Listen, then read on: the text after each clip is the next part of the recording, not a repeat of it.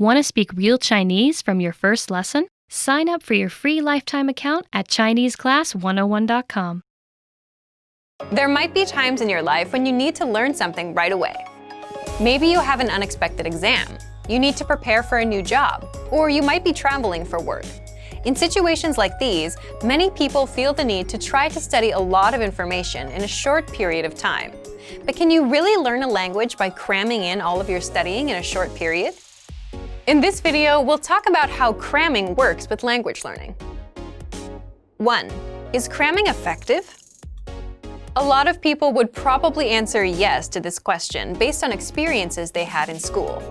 Most of us have probably had the experience of staying up late the night before a test to cram as much information as possible. But how much of that information do you remember now? Cramming can work if you have a test tomorrow or a short-term study goal. For example, if your only goal is to pass a test or give a presentation within a few days, cramming isn't a bad idea. But it doesn't work very well if you want to remember what you studied in the long run. A great example of a better way to study is with something like our spaced repetition flashcards. One of the most effective ways to study is to review something over a period of time. Spacing out your studies is what helps you learn and retain information best. You learn something today, you come back in 2 days and review it. Then, you come back in 4 days and review it some more. In contrast, cramming is a one-time thing. You cram a lot of information in your brain, take a test, and then forget it all. But when you review, you're strengthening the synapses in your brain. Synapses are like little roads that connect the neurons in your brain. So the more you review, the stronger the connection, and the better the recall. But what if you need to learn fast? 2. An example of a cramming schedule. Let's say you're traveling for work, and you really need to learn some greetings and some basic survival phrases to make it through your trip. Time is probably not on your side. Your only option is to cram. Here's what a cram plan might look like in a case like this. Spend some time on survival lessons before going to bed. Increase the amount of time you spend with anyone you can talk to in your target language, another student or maybe an online teacher. Increase the amount of time you spend on any online language classes you're taking. Another problem related to cramming is that your study time has to come from somewhere, and that tends to come from sleep, so that's not a good thing. We don't recommend cramming, but if you have to cram, which we all do at some point, here are some ideas for how to do it. 3. Cramming learning program. Cramming might get you a lot of fast results in a short period of time, but with just a couple of one-time study sessions, it's a strategy that won't help you in the long run. If you find yourself in a situation where you absolutely have to cram, here's what you can do. First, pick the lessons that align with your goal. Focus on just what you need. If you're learning for travel, skip the other lessons and focus on our survival phrases series. If you want to learn basic conversations, look at the top 25 questions you need to know content.